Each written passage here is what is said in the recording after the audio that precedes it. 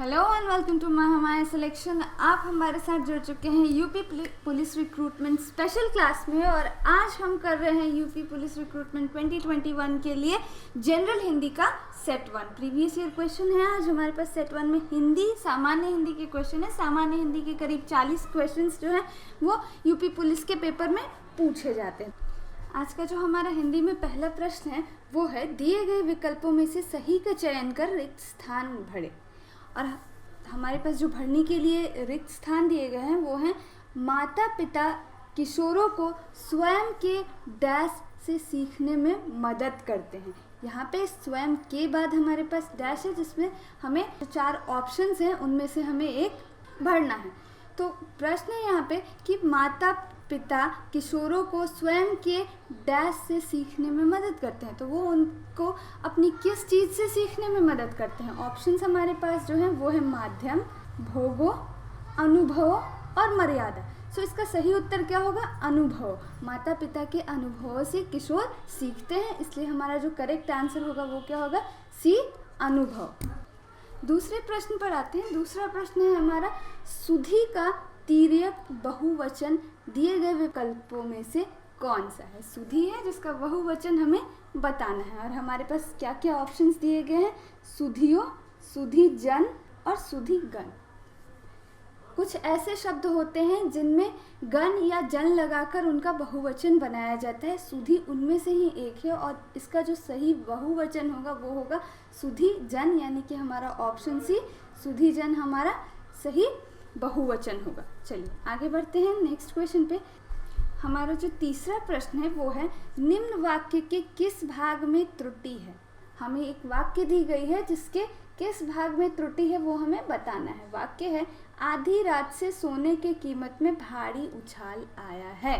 तो यहाँ पे जो त्रुटि है या गलती है वो कौन से पार्ट में है? वो है हमारे ऑप्शन सी में है, आधी रात से, जहाँ पे आधी रात से की जगह आधी रात में होना चाहिए। आधी रात में सोने की कीमत में भारी उछाल आया है। चलिए तो अब आते हैं अपने चौथे प्रश्न पर, जो कि है 25 रुपये दीजिए और इसमें हमें विशेषण पहचानना है। एक वाक्य है 25 रुपये दीजिए और इसमें हमें विशेषण पहचानना है। विशेषण क्या होता है? जो भी शब्द संज्ञा या सर्वनाम की विशेषता बताते हैं उन्हें हम विशेषण कहते हैं। और हमें यहाँ ये पहचानना है कि 25 रुपये दीजिए में विशेषण जो है वो किस प्रकार का है, विशेषण का भेद क्या है। और हमारे पास ऑप्शंस क्या क्या है? क्रमवाचक, निश्चित संख्यावाचक, समुदायवाचक या आवर्तीवाचक।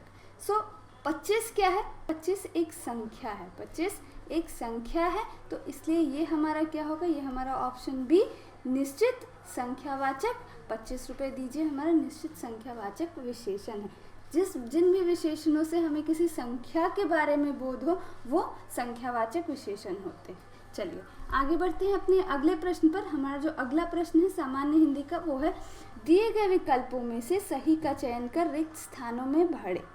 अगर विद्यार्थी होंगे तो भविष्य डैश होगा। अगर विद्यार्थी डैश होंगे तो भविष्य डैश होगा। अब विद्यार्थी कैसे होने चाहिए कि भविष्य हमारा, अगर विद्यार्थी अच्छे होंगे तो भविष्य अच्छा होगा और अगर विद्यार्थी बुरे होंगे तो भविष्य भी बुरा होगा।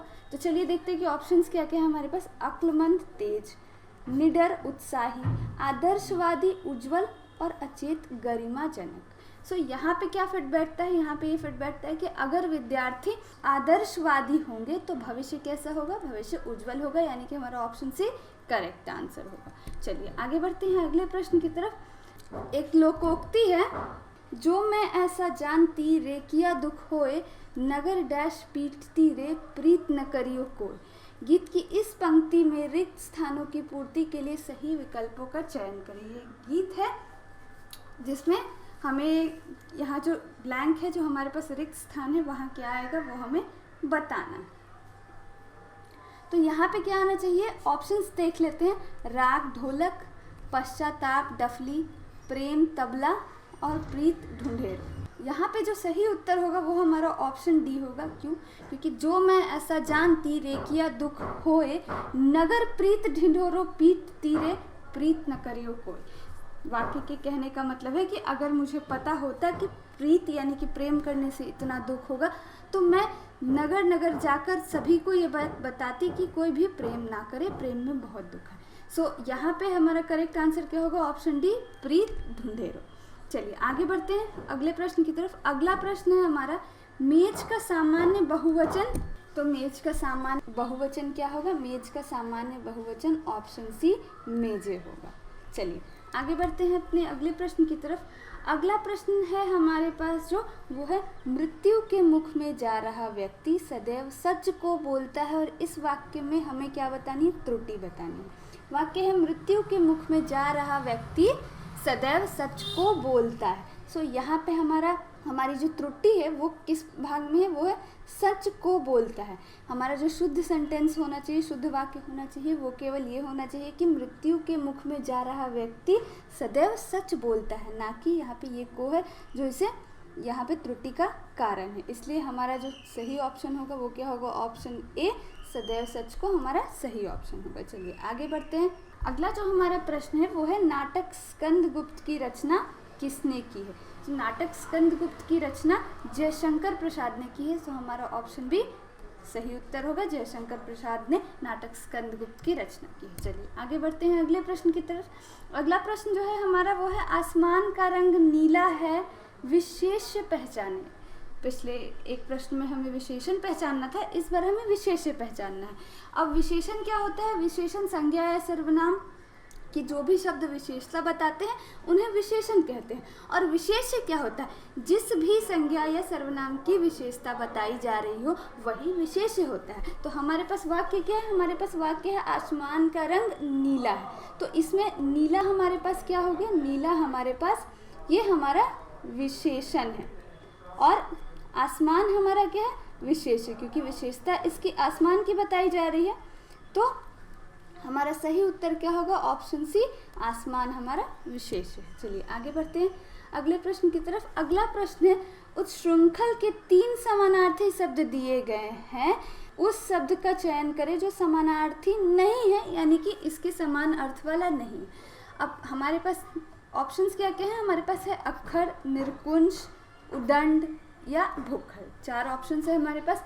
अक्खर, निरकुंज और उदंड और उच्छृंखल, इन चारों का ही मतलब होता है अनियंत्रित होना, जिद्दी होना। लेकिन ये जो भूखर है हमारे पास, जो लास्ट हमारा ऑप्शन है, इसका मतलब होता है अत्यंत भूखा। इसलिए हमारा जो ऑप्शन डी है वो बिल्कुल सही उत्तर होगा। चलिए आगे बढ़ते हैं अगले प्रश्न की तरफ। अगला प्रश्न है हमारा, विचित्र के 3 समानार्थी शब्द दिए गए हैं। विचित्र के 3 समानार्थी शब्द दिए गए हैं, उस शब्द का चयन करें जो समानार्थी नहीं है। यहाँ भी हमें इसके समान अर्थ वाले शब्द को नहीं चुनना है। तो विचित्र है और इसके लिए हमारे पास ऑप्शंस क्या क्या है? भिन्न, अनूठा, विलक्षण और रहस्यमय। अब भिन्न, अनूठा और विलक्षण और विचित्र चारों के ही मतलब एक होते हैं। जो ऑप्शन यहाँ पे सही उत्तर होगा, यानी कि जो विचित्र का समानार्थी नहीं है, वो क्या होगा? ऑप्शन डी, रहस्यमय। चलिए आगे बढ़ते हैं अगले प्रश्न की तरफ। अगला प्रश्न है हमारे पास, कनक कनकते 100 गुनी मादकता अधिकाय। इस पंक्ति में प्रयुक्त अलंकार पहचाने। हमें अलंकार पहचानना है। इस वाक्य के कहने का मतलब है, इस वाक्य में जो शब्द 2 बार प्रयोग किया गया है वो क्या है? वो है कनक। अब कनक का क्या अर्थ है? कनक के 2 अर्थ होते हैं। इस वाक्य में कनक को 2 अर्थों में यूज किया गया है। पहला अर्थ है सोना, और दूसरा अर्थ है सोना यानी कि जो हमारा द्रव्य होता है गोल्ड, वो सोना, और दूसरा है धतूरा। यहाँ पे कनक के 2 अर्थ निकल के आते हैं, इसलिए ये हमारा कैसा अलंकार होगा? ये हमारा ऑप्शन डी, यमक अलंकार होगा। चलिए, ये कनक जो है इसके 2 पर्यायवाची यहाँ निकल के आ रहे हैं, 2 पर्यायवाची निकल के आ रहे हैं, इसलिए ये यमक अलंकार होगा। आगे बढ़ते हैं अगले प्रश्न पे। दिए गए विकल्पों में कौन सा स्त्रीलिंग है? विकल्प हमारे पास है कुर्सी, पेड़, शेर, लड़का। लड़का तो पुल्लिंग है, शेर भी पुल्लिंग है, पेड़ भी पुल्लिंग है, कुर्सी है वो स्त्रीलिंग है। कुर्सी हमारी स्त्रीलिंग होती है। सो हमारा सही उत्तर क्या होगा? ऑप्शन ए हमारा सही उत्तर होगा। चलिए आगे बढ़ते हैं अगले प्रश्न की तरफ। अगला प्रश्न हमारे पास है, सन 1978 में साहित्य अकादमी पुरस्कार प्राप्त आलोक पर्व किसकी रचना है? तो आलोक पर्व जो है वो हजारी प्रसाद द्विवेदी की रचना है। काफ़ी इनका बहुत महत्वपूर्ण योगदान रहा है हिंदी साहित्य के क्षेत्र में। सो आलोक पर्व के लिए जो सही उत्तर होगा वो होगा ऑप्शन सी, हजारी प्रसाद द्विवेदी। आगे बढ़ते हैं अगले प्रश्न की तरफ। सही कहावत पहचाननी है। इसमें हमें सही कहावत पहचाननी है। हमारा पहला ऑप्शन है नाम न जाने आंगन टेढ़ा, दूसरा ऑप्शन है नाच न जाने आंगन टेढ़ा, तीसरा ऑप्शन है काम न जाने आंगन टेढ़ा, नाच न जाने वादन टेढ़ा। सो इनमें से जो सही कहावत है वो क्या है? हमारा ऑप्शन बी, नाच न जाने आंगन टेढ़ा, जिसका अर्थ होता है कि अपनी असफलताओं को स्वीकार न करके उसका दोष दूसरों पर डालना। तो हमारा ऑप्शन बी जो है वो सही उत्तर होगा। चलिए आगे बढ़ते हैं अगले प्रश्न की तरफ। अगला प्रश्न है कुमार संभव के रचयिता कौन है? कुमार संभव काफ़ी फेमस बुक है, इसके रचयिता हैं कालिदास। कालिदास की काफ़ी महत्वपूर्ण रचनाओं में से एक है कुमार संभव। तो इसका उत्तर क्या होगा? Option C, Kalidas. आगे बढ़ते हैं अगले प्रश्न की तरफ। अगला प्रश्न है हमारा रहीमन पानी राखिए बिन पानी सब सून, पानी गए ना उबरे मोती मानुस चून। ये रहीमन के दोहे हैं और इसमें हमें क्या करना है? अलंकार पहचानना है। यहाँ भी हमें अलंकार पहचानना है। यहाँ पे भी एक शब्द जो है पानी, वो एक से अधिक बार यूज़ किया गया, एक से अधिक बार पानी इस वाक्य में आया है, लेकिन यहाँ पानी का भी मतलब क्या है? अलग अलग है। लेकिन यहाँ इसके पर्यायवाची नहीं निकल के आते। पानी का हमारे यहाँ पे क्या मतलब है? एक सेंस में पानी को विनम्रता के लिए यूज़ किया गया है, यानी कि इस दोहे का मतलब है कि रहीमन पानी राखिए बिन पानी सब सून, मनुष्य में विनम्रता होनी चाहिए। दूसरे में पानी गए ना उबरे मोती मानुस चून, यानी कि यहाँ पे जो पानी का अर्थ है वो क्या है? आभा या फिर चमक, यानी कि मोती चमक के बिना बेकार होती है। सो यहाँ पे भी एक शब्द का अलग अलग अर्थों में यूज़ किया गया है। तो ये कैसा अलंकार होगा? ये हमारा ऑप्शन सी, श्लेष अलंकार होगा। चलिए आगे बढ़ते हैं अगले प्रश्न की तरफ। अगला प्रश्न है इस वाक्य में बच्चा गया, इस वाक्य में प्रयुक्त काल पहचाने। इस पर हमें काल पहचानना है और हमारे पास ऑप्शन है सामान्य भूतकाल, सामान्य वर्तमान काल, भविष्य काल और पूर्ण भूतकाल। अब वाक्य है बच्चा गया, तो हमें यहाँ ये बोध हो रहा है कि बच्चा गया यानी कि वो भूतकाल की बात हो रही है। सो ऑप्शन बी और ऑप्शन सी तो नहीं होगा। अब ये सामान्य भूतकाल है या पूर्ण भूतकाल है?